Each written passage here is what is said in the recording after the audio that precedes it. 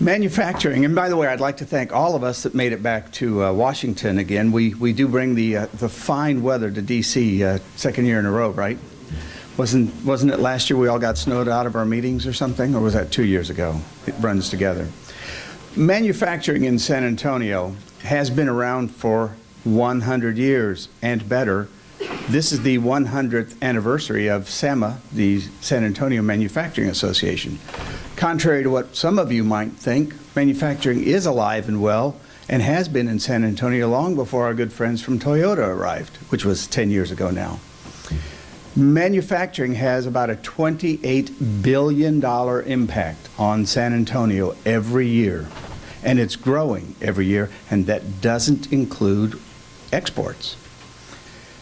Manufacturing is also the largest single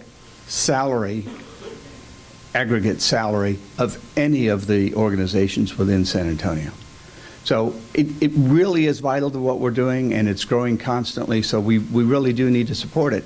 And as such, the reason we come here is to try to get some of the restrictions that the federal government puts on manufacturers with organizations like OSHA that really are just out there to generate revenue rather than to make the workplace safer.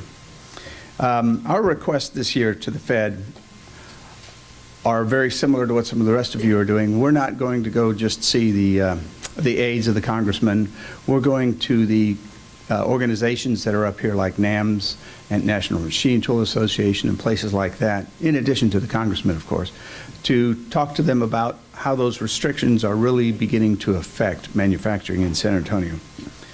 Last year, January or so of last year, President Obama came out with the 15 Regional Institutes for Manufacturing. Of that, he has only actually started one to date. So my question is, why is it taking so long if that money is allocated to get things rolling along those lines? We have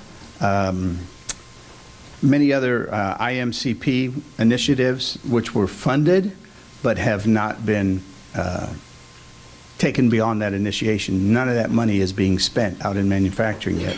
We're here to see if we can't cut some of that loose. For small manufacturers, and in San Antonio, your average manufacturer has less than 50 people. 80% of the manufacturers in San Antonio are less than 50 people. We're one of those companies. We have 32.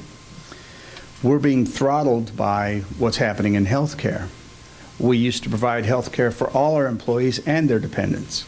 And under the new rules, we just can't afford to do that any longer.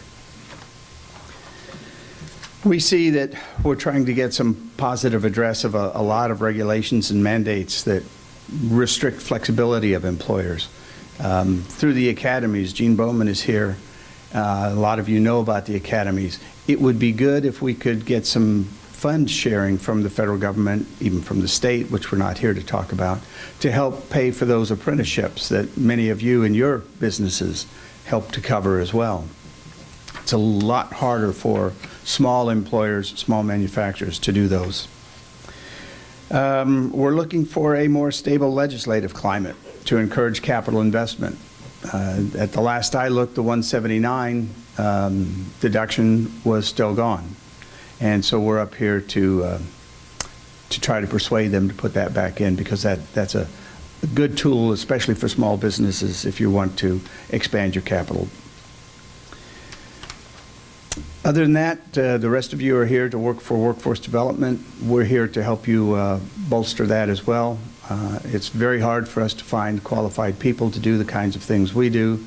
And so a change in the way we develop our workforce is really imperative to move that forward.